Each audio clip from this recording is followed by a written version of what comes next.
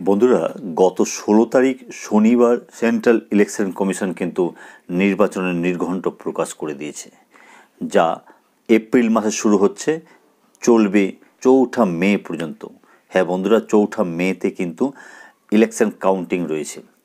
তো এই ইলেকশন কমিশনারের ইলেকশনের নির্ঘণ্ট প্রকাশ করার সঙ্গে সঙ্গেই কিন্তু ভোটের মডেল কোড অফ কন্ডাক্ট লাগু হয়ে গেল এবং সেটা লাগু থাকবে 4 মে পর্যন্ত।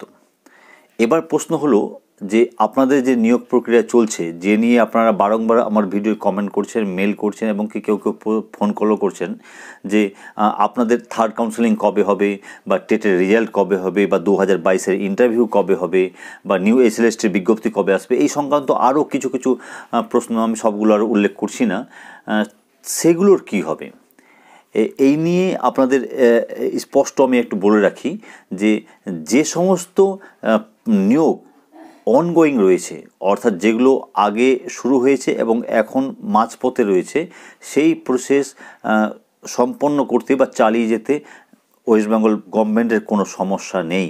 অর্থাৎ গভর্নমেন্ট যদি ইচ্ছে করে তাহলে চালিয়ে যেতে পারে, সেই নিয়োগগুলো করতে পারে। তবে যেগুলো অনগোয়িং নয় সেগুলো কিন্তু ইলেকশন কমিশনারের নির্ঘণ্ট প্রকাশ করার সঙ্গে সঙ্গে বন্ধ হয়ে গেল। হ্যাঁ বন্ধুরা, ভোটের মডেল কোড অফ কন্ডাক্ট লাগু হয়ে যাওয়ার পর কিন্তু নতুন কোনো নিয়োগ সরকার করতে পারবে না। তার মধ্যে কিন্তু এসএলএসটি যেমন রয়েছে, তার সঙ্গে সঙ্গে 2022-এর ইন্টারভিউ এবং কি নিউ আপার প্রাইমারি ও নিউ টেটের প্রসেসও কিন্তু সরকার চালাতে পারবে না। তবে কোন কোন নিয়োগগুলি চালাতে পারবে এ নিয়ে আমি ডিটেলসে একটি ভিডিও নিয়ে আসছি, সেখানে প্রত্যেকটা নিয়োগ ধরে ধরে আপনাদের আমি বলে দেব এবং সেগুলো কবে হতে পারে সেগুলো আমি তুলে ধরব। তবে পরিশেষে একটা কথাই বলবো যে হতাশ হবেন না, ভোটের মডেল কোড অফ কন্ডাক্ট মাত্র মাসখানেকের জন্যই লাগু থাকবে।